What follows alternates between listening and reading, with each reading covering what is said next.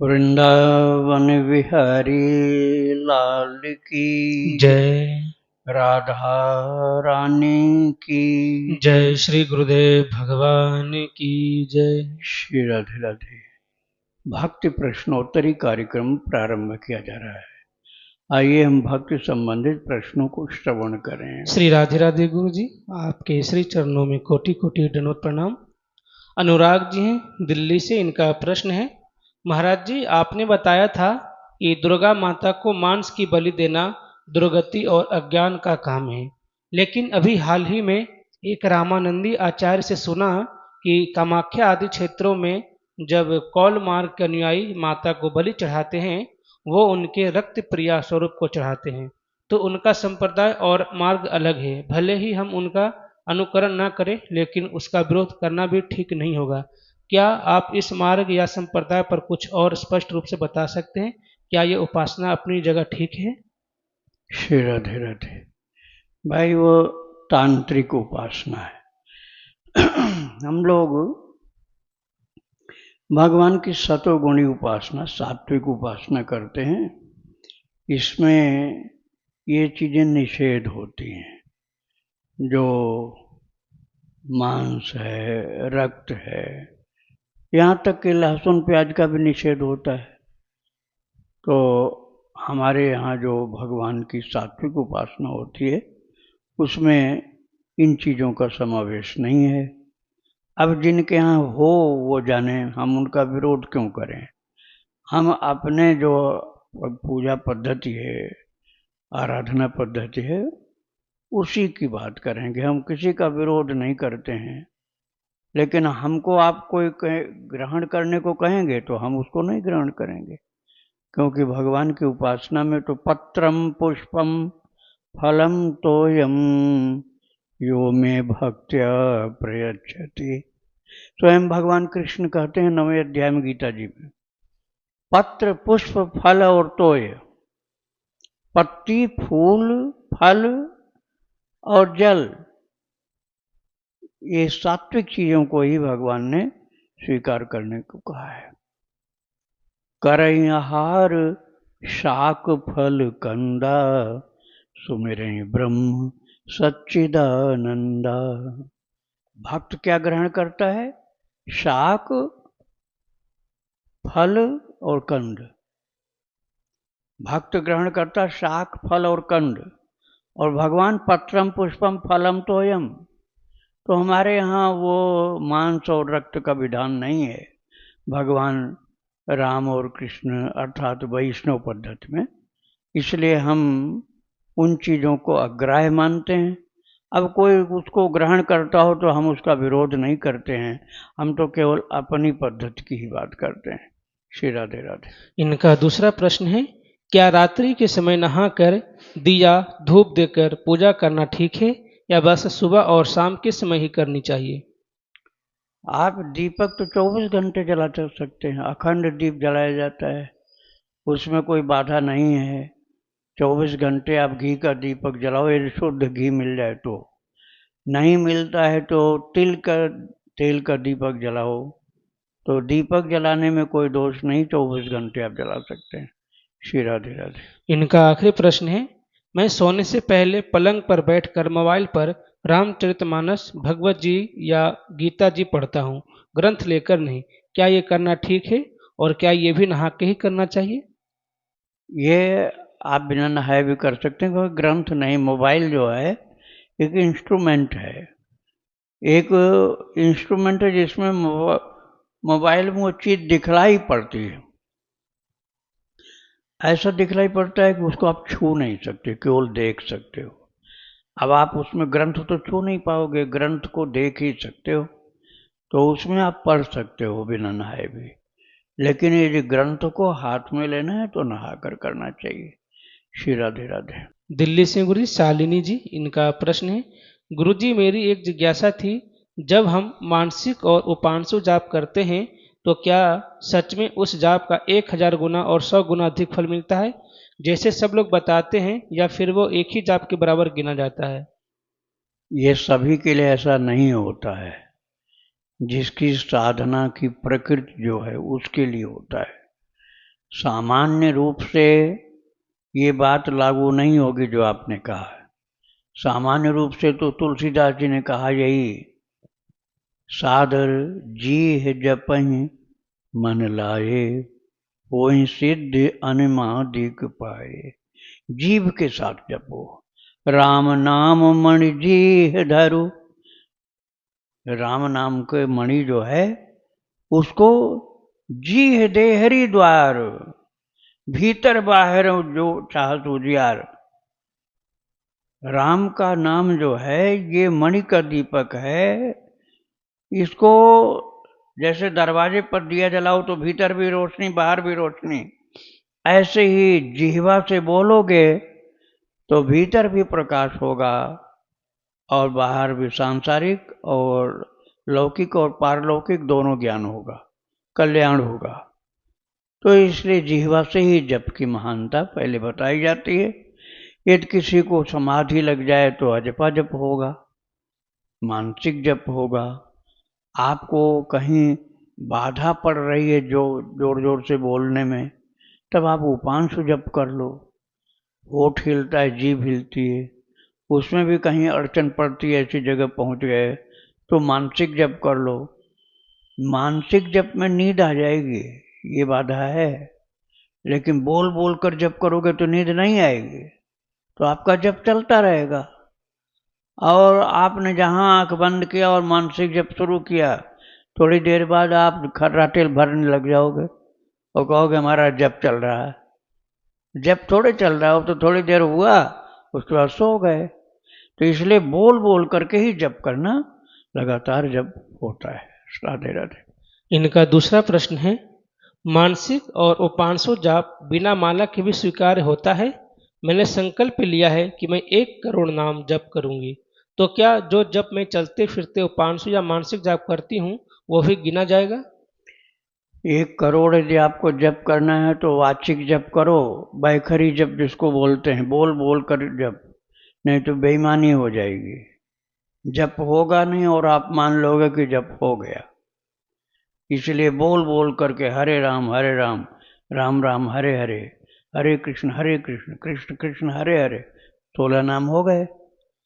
अब आप मानसिक जप करना शुरू करोगे, थोड़ी देर बिजनेस में मन चला जाएगा, मन तो एक ही जगह लगे ना। अब मन से आप जप कर रहे हो और तब तक मन पहुंच गया दुकानदारी में, रोजी रोटी में, नौकरी झगड़ा में और लड़ाई, ये सब में चला गया मन। अब आपका मन कहाँ जप कर रहा है? अब आपका मन तो संसार में चला गया।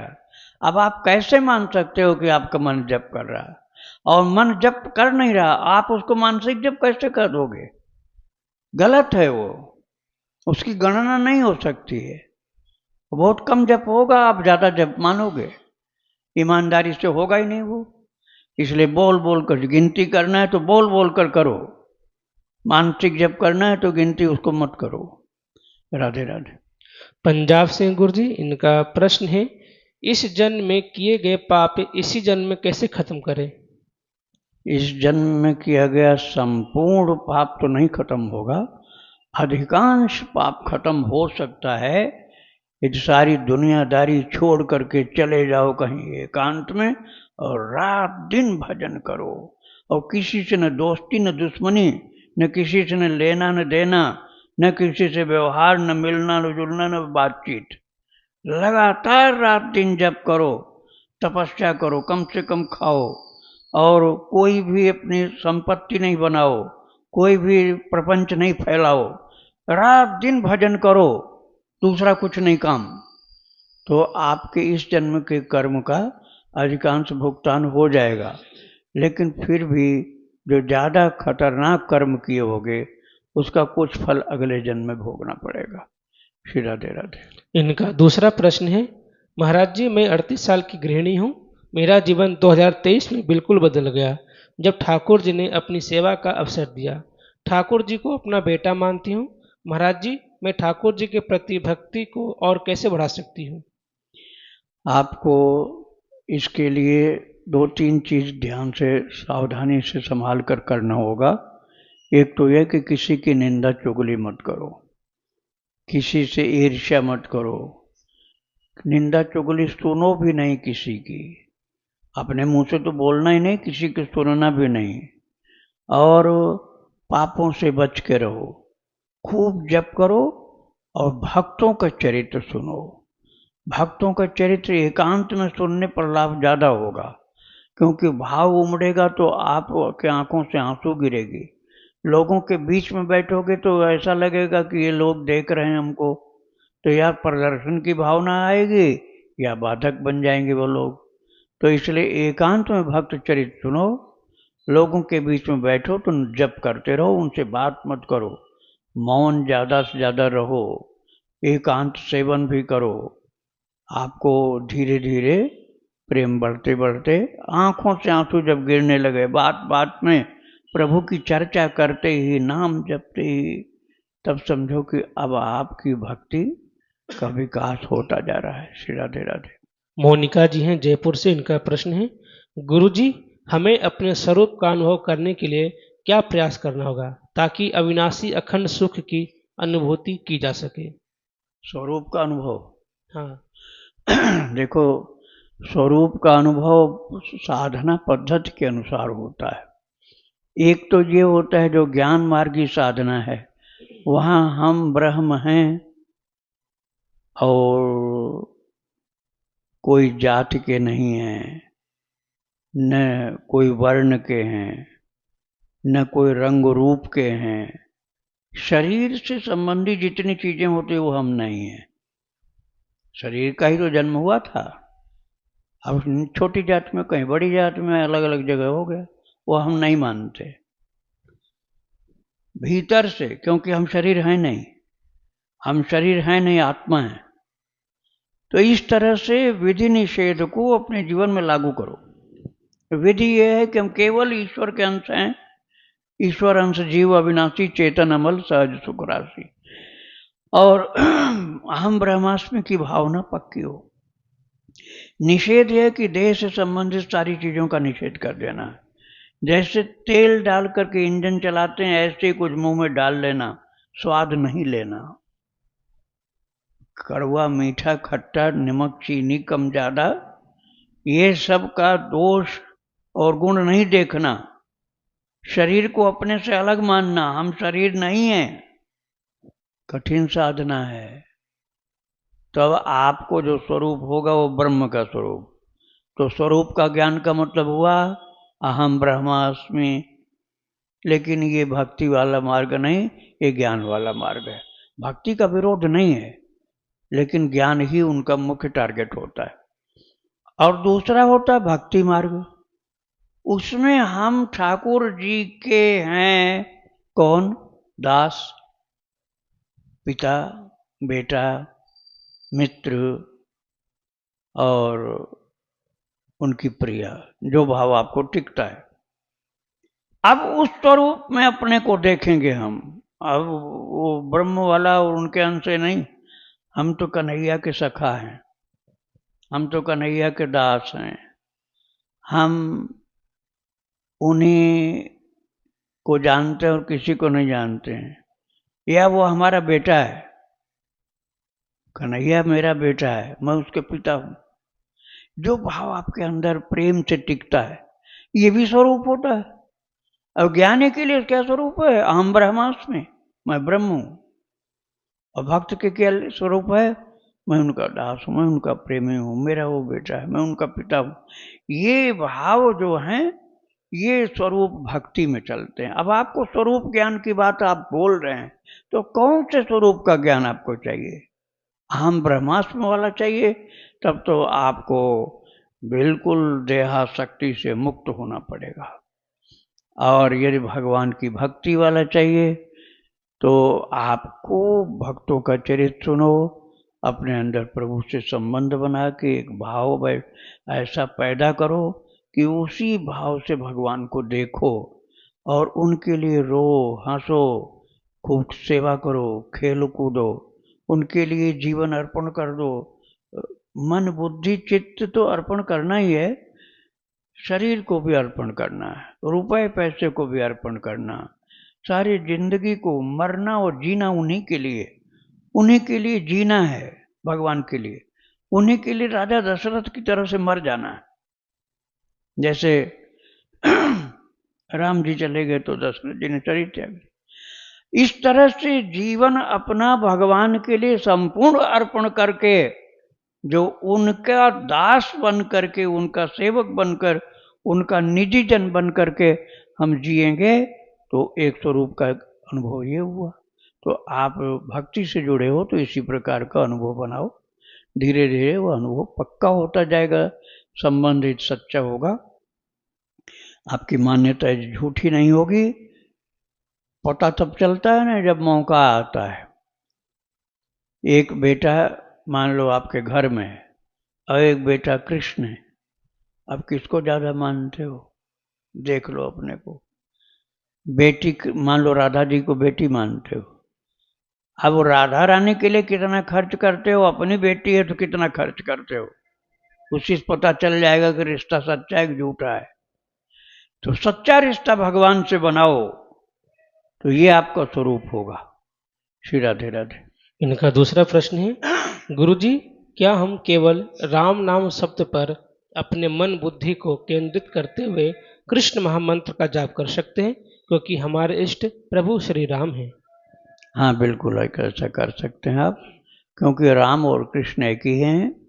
आप राम नाम का जप करिए और चाहें तो कृष्ण का ध्यान करें, चाहे राम जी का करें, दोनों का कर सकते हैं। श्री राधे राधे।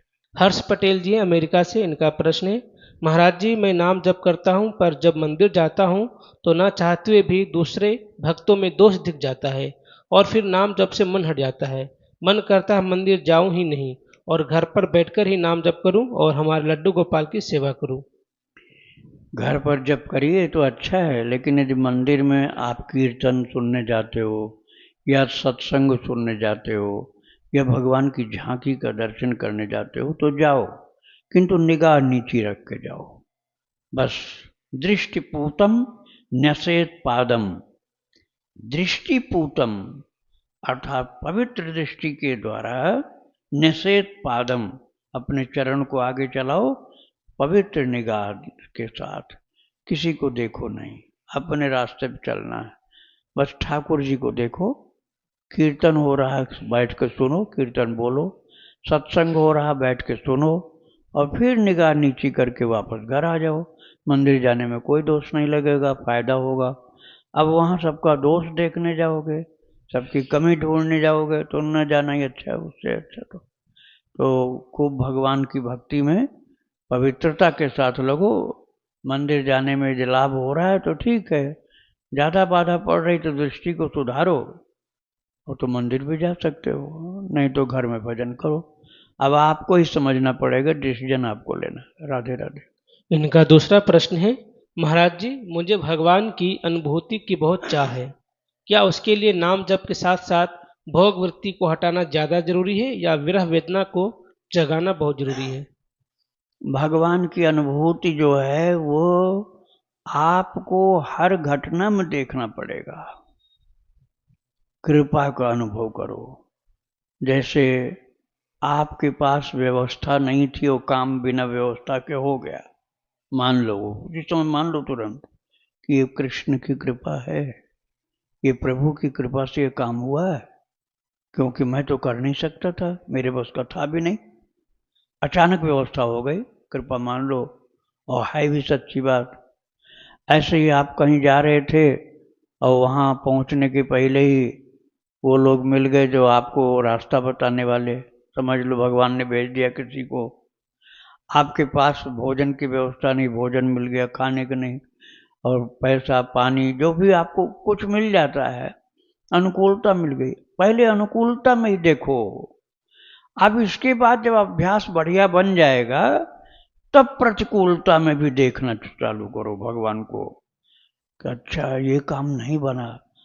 अब काम, पहले तो काम बनता है तब भगवान की कृपा देखो, बाद में काम नहीं बना तो समझ लो कृष्ण ने कृपा की है, क्योंकि इस काम के बन जाने पर मैं आगे फंस जाता, कहीं संकट आ जाता, कहीं मैं बाधा में पड़ जाता, इसलिए भगवान ने मुझे बचा लिया। अब इस तरह से कृपा को देखो। तो अनुकूलता के बाद प्रतिकूलता में भी भगवान का दर्शन करो। तो प्रभु का अनुभव इस प्रकार से करते करते जब प्रेम उत्पन्न होगा तब स्वप्न में घटनाओं के द्वारा जैसे भी भगवान का अनुभव होना तीव्र हो जाएगा और आपको प्रेम ही प्रेम उत्पन्न होगा, अर्थात हर क्षण ठाकुर जी की अनुभूति होगी। श्री राधे राधे। सुधा देवी जी गया बिहार से, इनका प्रश्न है, बहुत तपस्या के बाद मेरा घर बना, गृह प्रवेश भी हो गया, लेकिन मेरे 2 बेटे वो साथ रहना नहीं चाह रहे, जबकि 2-3 घंटे नाम कीर्तन हुई करवाएं, मेरा मन बहुत अशांत रह रहा है। अब आपको ठाकुर जी अपने साथ रखना चाहते हैं तो बेटों को चक्कर काहे पालते हो? भगवान आपको अपनाना चाहते हैं ज़्यादा। बेटों को कह दो भैया तुम्हें जहाँ अच्छा लगे वहाँ रहो, हमें तो भगवान यहाँ रखना चाहते हैं। आप ज़्यादा सांसारिक बनोगे, ज़्यादा लिप्त रहोगे तो भक्ति में बाधा पड़ेगी। भगवान की कृपा तो थोड़ा महसूस करो। भगवान ने घर बनाया तुमको भजन करने के लिए, अब जगह जगह आश्रमों में जाते उससे अच्छा अपने घर को आश्रम मान लो। अब आश्रम बन गया, घर बनाना चाहते थे आश्रम बन गया, सब लोग रिश्तेदार नातेदार लोग अलग हो गए, अब अकेले में भगवान का भजन करना। कृपा मानो प्रभु की। अब बच्चों से आसक्ति कितना दिन बढ़ाओगे? हाँ, अब उस विषय में मैं ये तो जानता नहीं हूँ कि बच्चे कितने छोटे हैं कितने बड़े हैं। बहुत छोटे बच्चे होंगे तब तो संभालना ही पड़ेगा, लेकिन यदि बच्चे बड़े हैं तो थोड़ा सा उनसे अपने को अलग करके भगवान की ओर जोड़ो। श्री राधे राधे।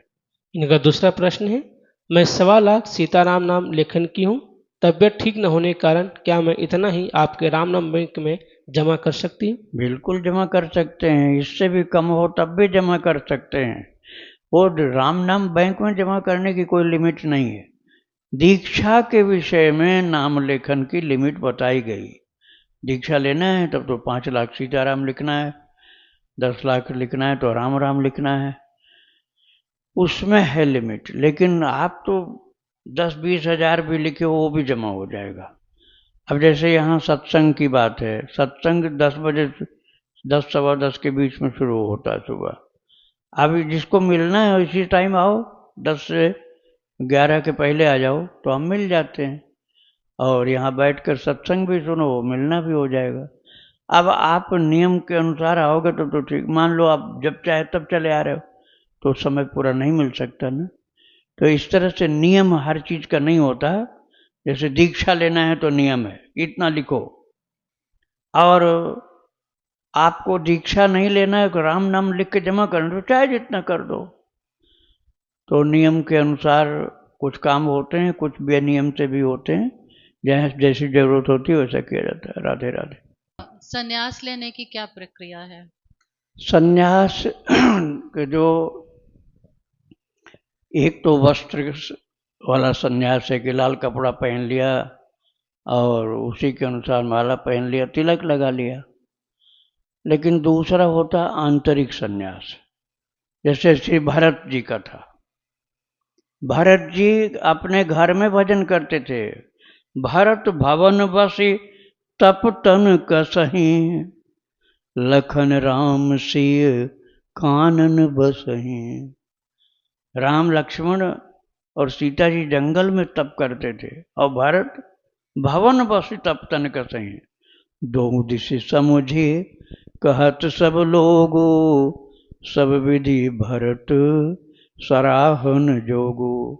और दोनों दिशा जंगल में राम लक्ष्मण सीता तप कर रहे हैं और भरत घर में तप कर रहे हैं, लेकिन दोनों दिशाओं को देख करके लोगों ने यही कहा सब विधि भरत सराहन योगो। राजा जनक घर में तपस्वी थे, लेकिन राजा जनक के पास बड़े बड़े ऋषि जाते थे सत्संग करने। तो आप घर में अपने सन्यास लो, जब सन्यास वेश मत धारण करो, घर में खूब भजन करो, तो आप घर में जो भक्ति आपकी होगी और महान स्थिति होगी। तो राजा अम्बरीश का दर्शन करने दुर्वासा जी जाते हैं, सुखदेव जी महाराज दर्शन करने जाते हैं राजा जनक का, भरत का दर्शन करने के लिए बड़े बड़े ऋषि लोग आते हैं। ऐसे ही आपका भी गृहस्थ में पवित्र स्वरूप हो जाएगा भक्ति घर में ही करो। घर छोड़कर जो संन्यास लेती हैं माताएं, उनके सामने बड़ी परेशानियां आती हैं, बड़े कष्ट आते हैं, और फिर उनका मन दुखी हो जाता है। फिर वो कहते हैं कि इससे अच्छा तुम घर में ही होते। तो फिर यही बढ़िया है कि घर में ही भजन करो, वही संन्यास घर वाला ही ज़्यादा फायदा करेगा, भक्ति बढ़ेगी, बाधा कुछ नहीं होगी।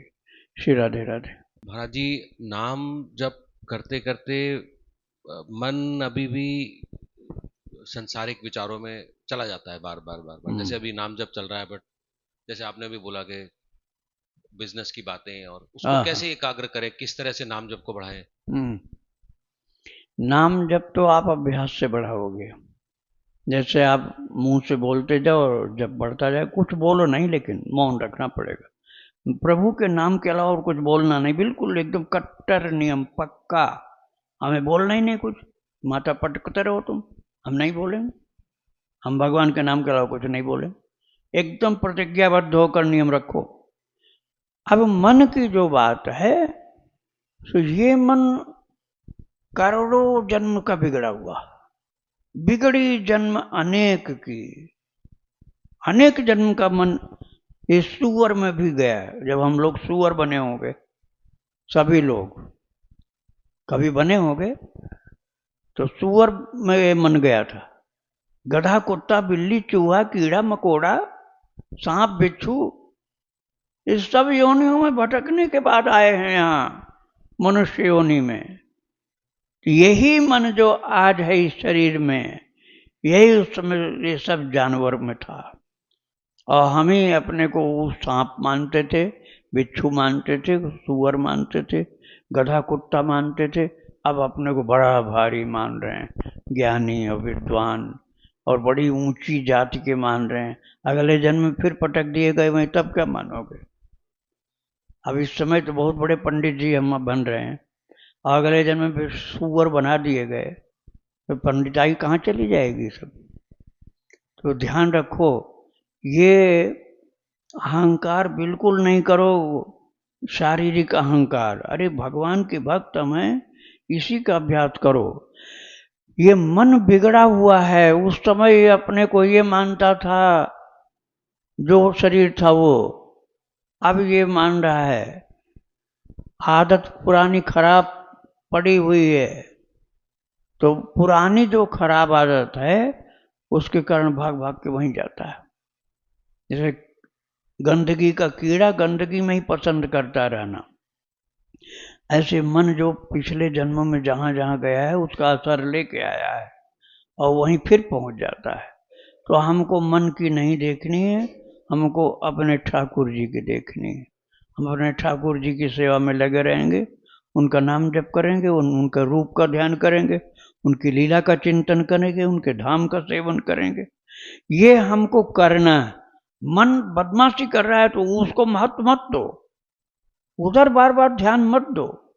आप मन की ओर ध्यान देने से अच्छा भगवान की ओर ध्यान दो भाई, भगवान की ओर ध्यान दो। मन कहाँ गंदगी में चला गया, उसको यदि देखते रहोगे तो और ताकतवर बनेगा, और ताकतवर बन जाएगा और कहेगा हमारी भी इम्पोर्टेंस है कुछ, इसीलिए तो हमारा ध्यान किया जा रहा है। उसको बिल्कुल इग्नोर कर दो, एकदम उसको अवॉइड कर दो।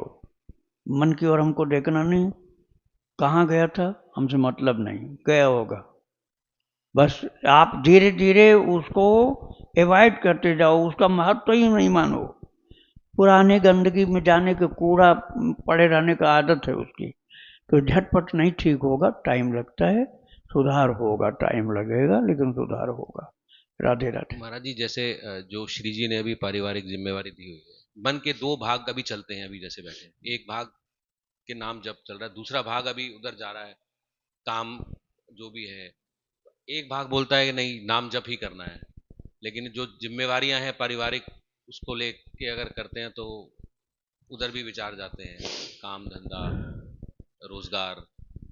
तो कैसे इसको संतुलित करके चले महाराज जी? या देखो भाई, सभी की स्थिति एक जैसी नहीं होती है। अब हमको तुम परिवार में ले रखो, हम 1 मिनट भी नहीं रुक पाए, भागेंगे वहां से। भागेंगे वहां से। अब तुमको जंगल में रख दिया जाए तुम वहां से भागोगे। और मैं पहले जंगल में ही रहता था, आश्रम बनने के पहले गंगा किनारे रहता था मैं, कर्णवास में, और कोई नहीं था, बिल्कुल मैं अकेले रहता था। और दूसरा कोई आ जाए तो उसको हम भेज देते थे, जाओ यहाँ से, मुझे अकेले रहना। तो ये अपने जीवन को जैसा बनाओ कि वैसा बन जाता है। तो प्रपंच से दूर हो जाओ तो सारी झंझटों से दूर हो जाओगे। राधे राधे। महाराज जी, अगर हमारा बच्चा गुस्सा बहुत आता हो उसे और सुनता नहीं हो, तो हम अगर कितना बड़ा है पहले ये बताओ। बड़ा है, 20 साल का है, तो उसके लिए अगर हम पाठ कुछ करें तो कुछ नहीं होगा, वो पाठ करे तो होगा। हमारे करने से नहीं होगा? तुम रोटी खाओगी, पेट तुम्हारे ही पेट में जाएगा, उसके पेट में नहीं जाने वाला। तो क्या कोई उपाय है? बस यही कि हाथ जोड़ लो, भैया तू सही है मैं गलत हूं। अब वो तुम्हारी शिक्षा नहीं मानने वाला है, अब वो तुम्हें शिक्षा देने वाला है। तुम्हें डांट के कहेगा तुम पढ़ी लिखी नहीं हो, तुमसे ज्यादा ज्ञान हमको है, तुम मुझसे पूछो। यही है सब जगह दुनिया में। लालयत 5 वर्षाणि 10 वर्षाणि ताड़येत और प्राप्ते तो 16 वर्षे पुत्रम मित्र मिवाचरेत। उसका नियम है शास्त्र का। लालयत 5 वर्षाणि, 5 मत, आप लोग बात मत करो, लालयत 5 वर्षाणि, 5 वर्ष तक लालन पालन करो। पीठ पर चढ़ जाएगा, सिर पर चढ़ जाएगा, काट लेगा, उसको नहीं दंड दे सकते हो, उसको प्यार ही करना पड़ेगा। 5 वर्ष से छोटा बच्चा आपको दिन भर ढकेलेगा, गिराएगा और आप हंसोगे, और उसके लिए सब क्षमा है। उसके बाद 10 वर्षाणि ताड़येत, 5 वर्ष के बाद जब 10 साल तक, मतलब 15-16 साल की उम्र तक शासन में रखो।